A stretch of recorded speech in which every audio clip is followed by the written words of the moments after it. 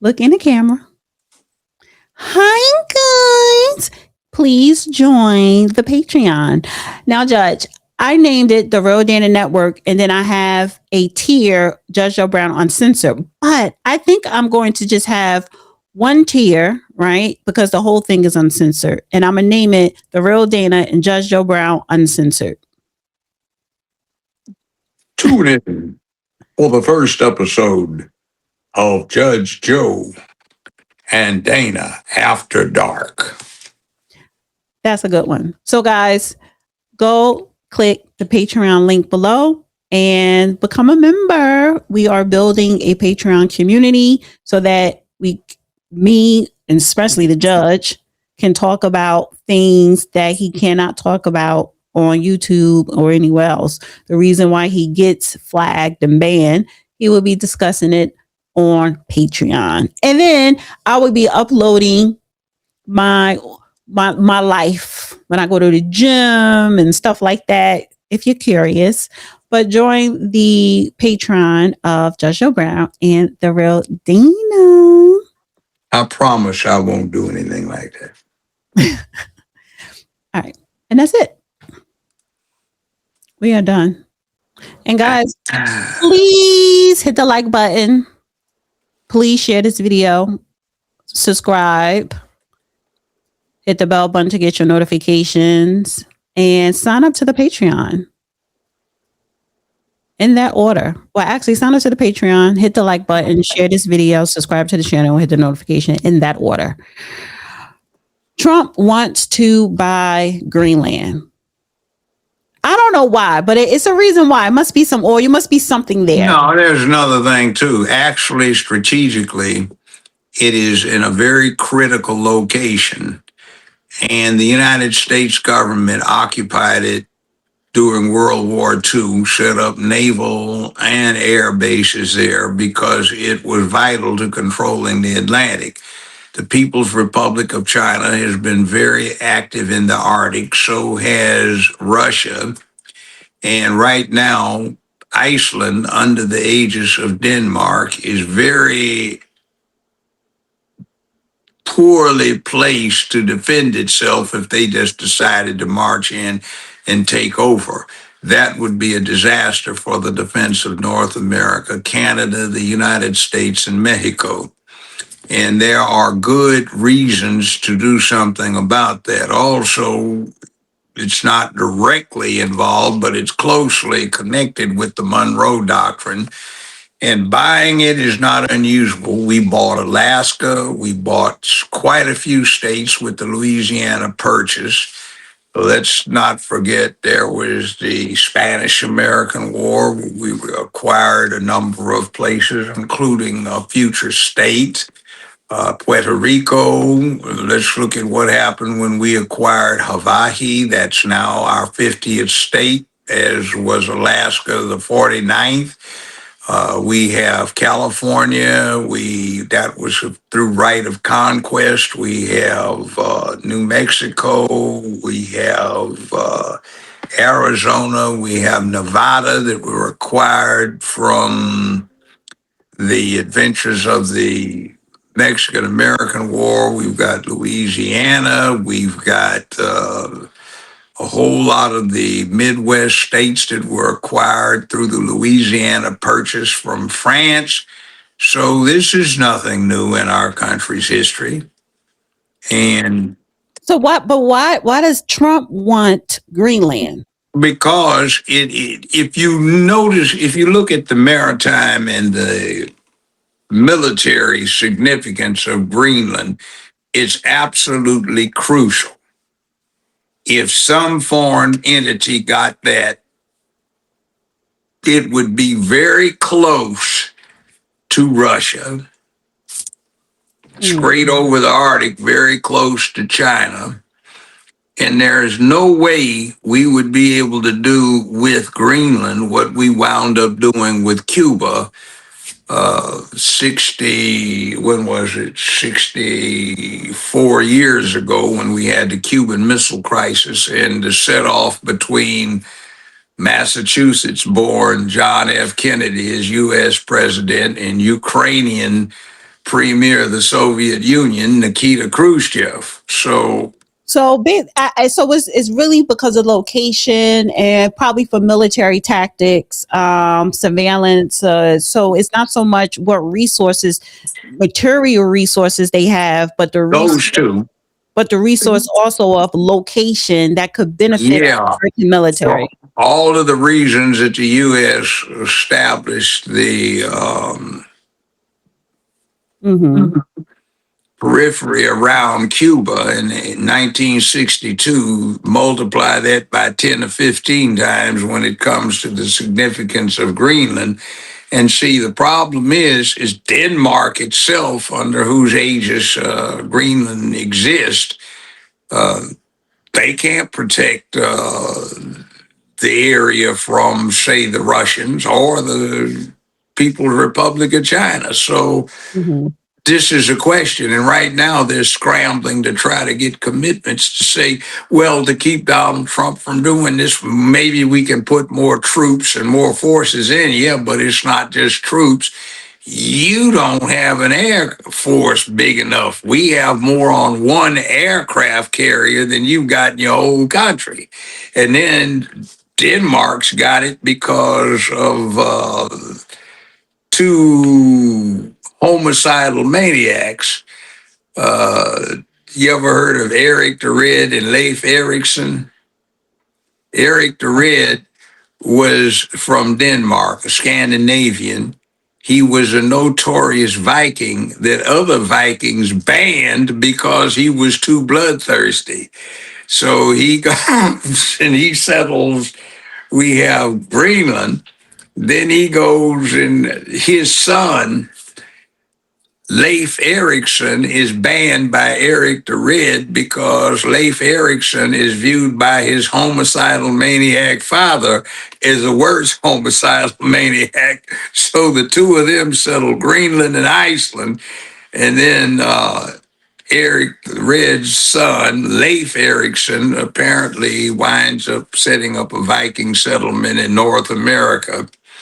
So that didn't work out too well because the Native Americans then didn't get too fazed by long swords and axes like they did with firearms some 400 years later. So it's a long history between Greenland and the United States, and the whole setup with Iceland and Greenland isn't exactly nice.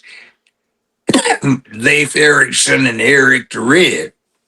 So let me play this clip here with her discussing the UN leaders are upset with it.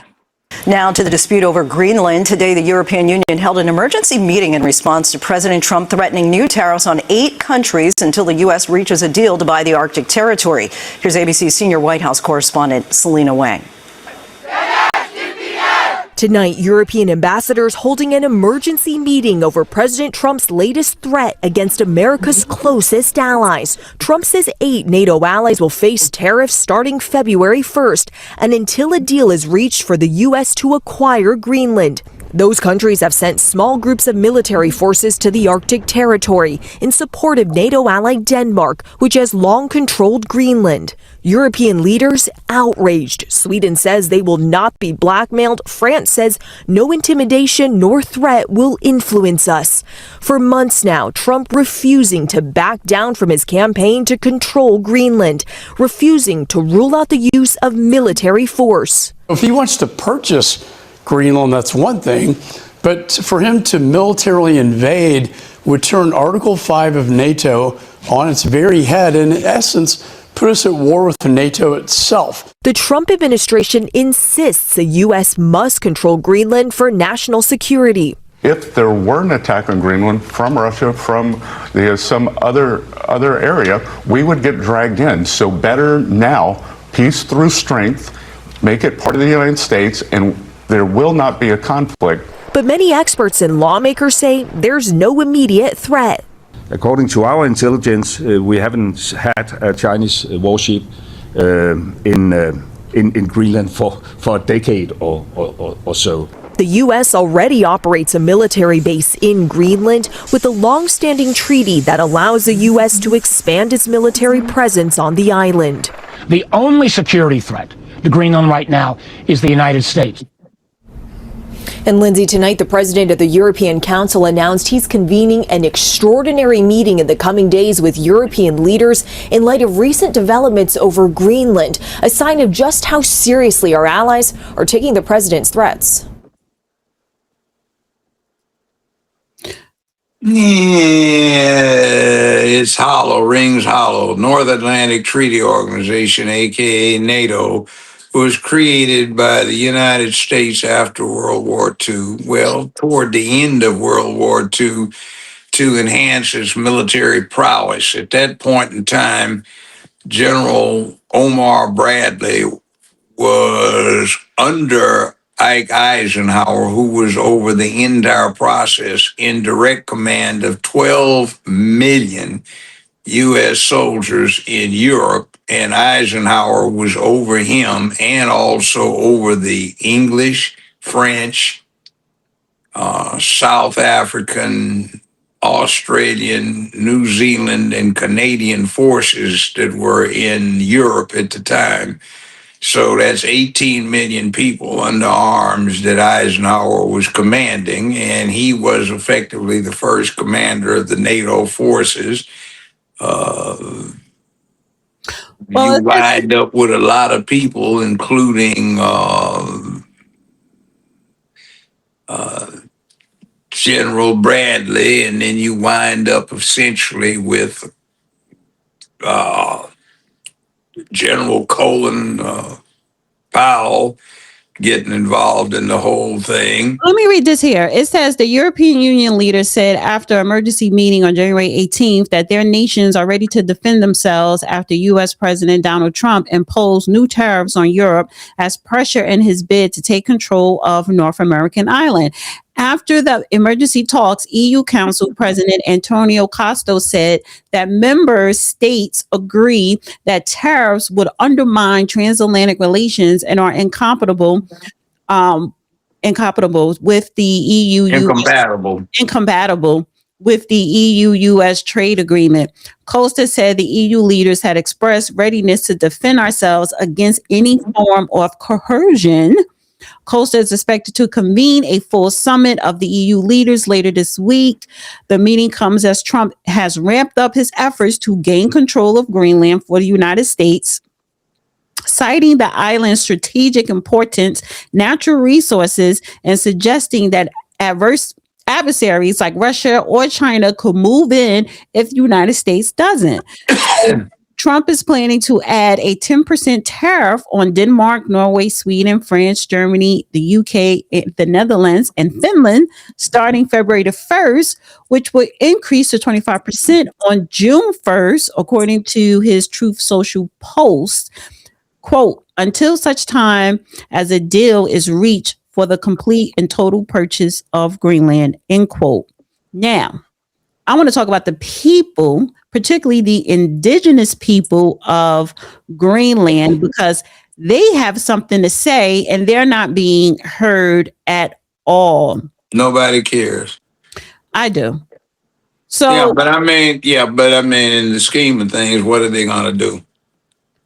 Well, but here's the thing. Taking that attitude is like somebody saying nobody cares about what American citizens voicing our opinions and our concerns about what our government has been doing to us. It's different. We are the government in one sense. So it says Greenlanders speak out against Danish rule after decades of forced sterilization, poor living conditions. They stole our future. I don't think this has her audio. Told me to come to the hospital. Yes, it does. Without I knowing it, when I was, they have told me to come to the hospital in my hometown, and I was in Greenland. Then I was 12 or 13, and second time they told me to come again when I was 14 or 15. And I didn't know they have IUD me. So I couldn't have a baby. I have many struggles in my tummy, a lot of surgeries, a lot of complications. I cannot have a baby. I lost my baby. So it's genocide of Denmark. and they say it's not genocide. They make an excuse and say it's a cultural genocide. They make it pretty. No one must have to make pretty things like that. So Denmark. Yeah. The Let me natives may be in favor. Let me read this. So native Greenlanders, Amarak Peterson, I'm probably saying her first name wrong, forgive me, was 27 years old when she learned the gut-wrenching truth about why she couldn't have children and that Denmark was to blame. Suffering from severe uterine problems, a medical doctor discovered an IUD birth control device in her body that she didn't know she had. Danish doctors had implanted it in her when she was just 13 years old as part of population control program for thousands of native Greenlandic girls and women. While the government of Denmark officially apologized last year for decades of forced sterilization of Indigenous women and girls, the horrific treatment has cast a long shadow on the island that has become the center of international ownership. This week, the Danes hosted European troops of military exercise on Greenland, asserting that they're protecting the island from outside powers, particularly the United States. The Danes don't see us as humans, Peterson has said to a local in a local restaurant or whatever. They think we're too expensive, too small a population, but they take our land, our children, our lives, and expect a thanks. Okay, I was alluding to this before about Leif Erikson and Eric the Red. All right. Now, you know who Denmark, that's the Danes. The Danes are the Vikings, right? Okay. Do you know why Friday the 13th is particularly a bad day for everybody? It's horribly unlucky. Is because for the Danes, Friday the 13th was particularly lucky. And when the Danes / Vikings were after you, it was hell. Lindisfarne in the 9th century was raided by the Danes. The priests and the people who occupied the monastery were slaughtered. And for the next 400 years, 300 years, Europe, the Mediterranean, and a lot of other places, and Russia was subject to depredations and terroristic raids where slaves were captured, monasteries and mosques were burnt, people were slaughtered for sport and everything else by these same Danes. So that's not surprising that they have this in there. This is the people that was in the Vikings with Ragnar Lothbrok and all of his sons. These are the Danes. They weren't nice people. So it says this particular program ran from 1950s through the 1970s and was part of Denmark's broader effort to assimilate Greenlandic children, often without parental consent. It happened to her mother's brother. Other relatives were subject to medical experimentation. Denmark announced in December that they were going to compensate for victims of forced sterilization, but Peterson called the payments another insult. The women are being offered about $46,000 in reparations. Well, shit, at least they got something there, as opposed to us here. But as the United States renews interest in Greenland, with President Trump recently expressing a desire to buy the island, Danish officials have repeatedly emphasized that Greenland is not for sale. But many Greenlanders argue that the slogan masks a deeper truth. Denmark still governs Greenland, not Greenlanders themselves. So Greenland is for Greenlanders, but controlled by Denmark. It's a colony, effectively. It's a protected area or protectorate. It's like the relationship between Great Britain and the American colonies before the United States split off in 1776. So, yeah, a whole lot of that's there. It's not a nice situation. And then earlier on, these Vikings or these Danes who came to Iceland and Greenland, they slaughtered a whole lot of the indigenous people. And by the way, NATO, I didn't think there were indigenous. I thought nobody was just there, they but had apparently there the were. equivalent of Inuit, Yeah. Eskimos, etc. there. Okay, yeah. So, okay, so it says here, Greenlanders interviewed by the Post said they are not ready to swap Denmark for the U.S. ownership. So some people, I've seen some reports where some people saying, yeah, we like Trump. We want America. We want them to come take over. But then a lot of the consensus there, even though they have problems with Denmark and what Denmark did to the indigenous, they don't want the U.S. to come in and own it. It's like Puerto Rico. A lot of them want to be citizens, or not. They are citizens of the United States. You can vote. You can run for president if you're born in Puerto Rico. That's birthright citizenship if you're born in Puerto Rico. But some people don't want to become part of the United States. So it's been an all up and down for years and years. So here's the thing. So they also say that, they want independence after years of what some describe as generations of trauma, displacement, and economic exploitation. The imbalance was visible in Washington, where the Danish foreign minister dominated nearly the entire press conference following talks with U.S. officials on purchasing the land. Foreign Minister Lars Rasmussen of Denmark insisted that 56,000 Greenlanders wouldn't be bought off by payments from the U.S. or vote in a referendum to become American. There's no way, quote, there's no way that the U.S. will pay for a Scandinavian welfare system in Greenland, he told Fox. So, and many Greenlanders, U.S. interest has been uncomfortable, but also clarifying, not because they want annexation,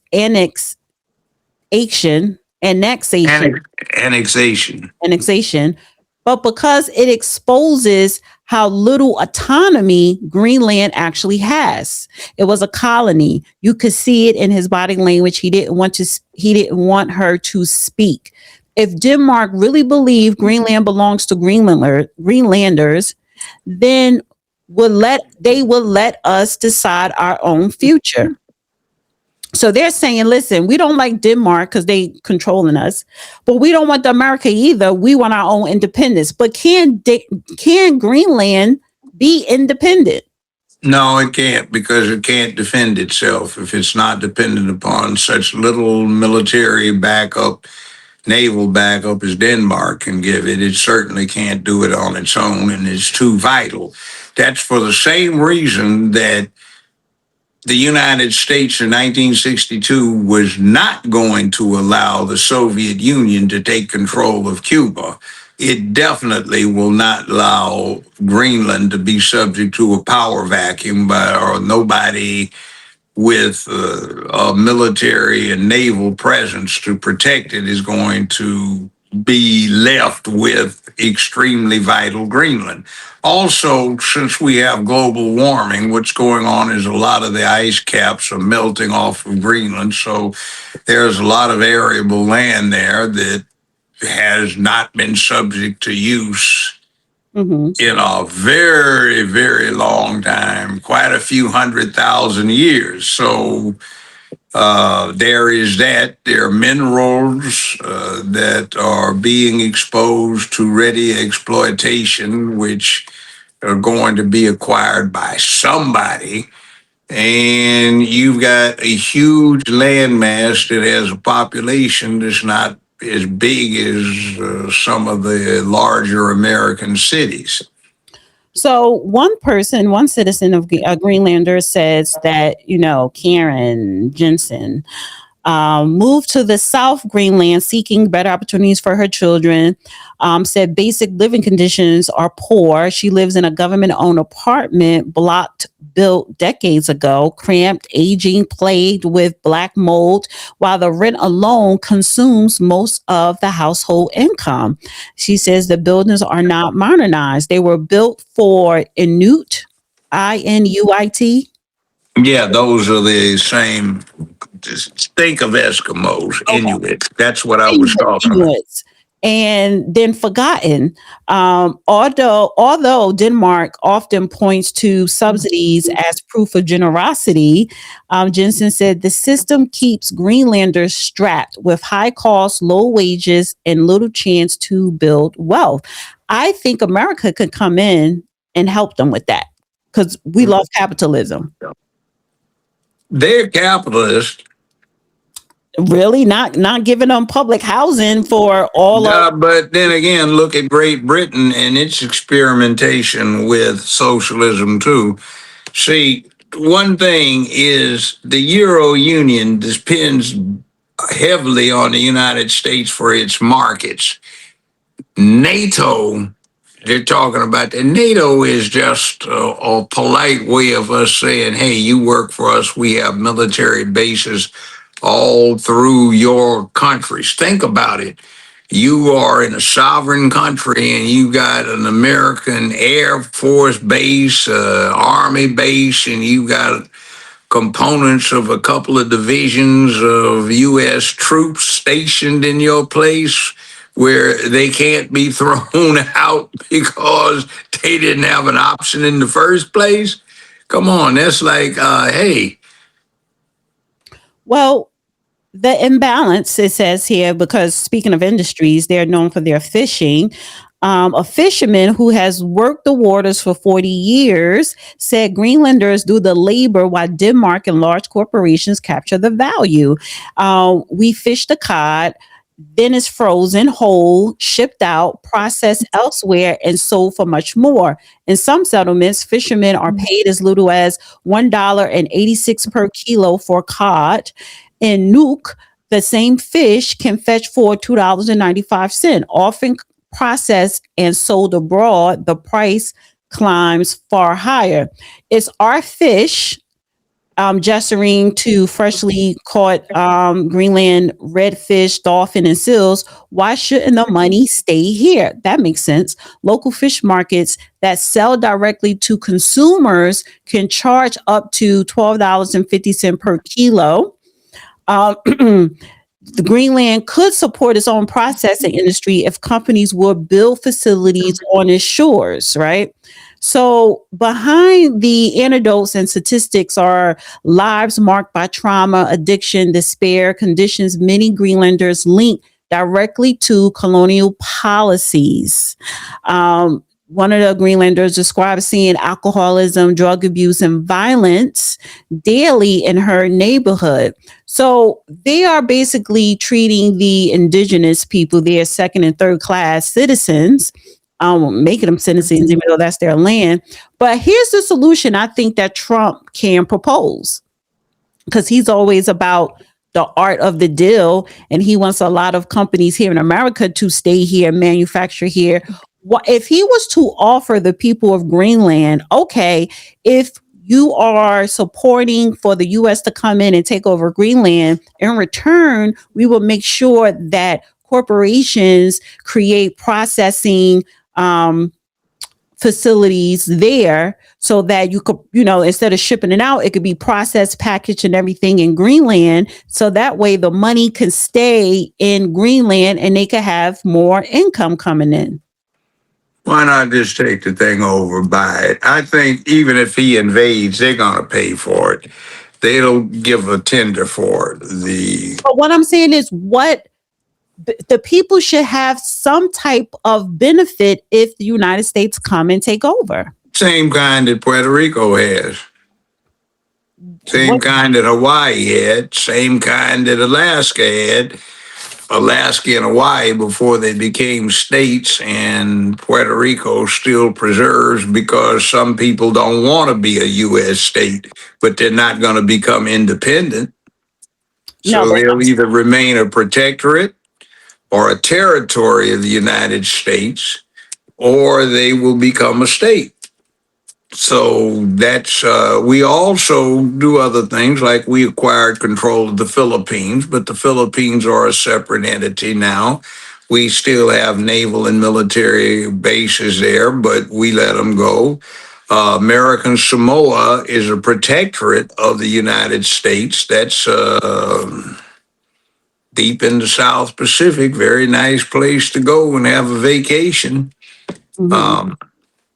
So I mean, it's not that we haven't run places before and let them go, but sometimes we don't let them go. And by the way, I was going to say this: NATO is nothing but a creature of the United States. You want to elaborate a little bit while I get In this? other words, like I was alluding to it, General Omar Bradley wound up being in charge of the American forces, a commanding general. He wound up getting 5 stars. And over him, and previously holding the position, was General Ike Eisenhower, future 2-term president of the United States. He commanded the NATO forces, North Atlantic Treaty Organization, which included South Africa, Australia, New Zealanders who were there in Europe, Canada, England, France, Free French, a number of other entities who were cooperating to deal with Adolf and Benito. So, like I said, the end of World War II, there were 18 million people under General Eisenhower and 12 million under Omar Bradley.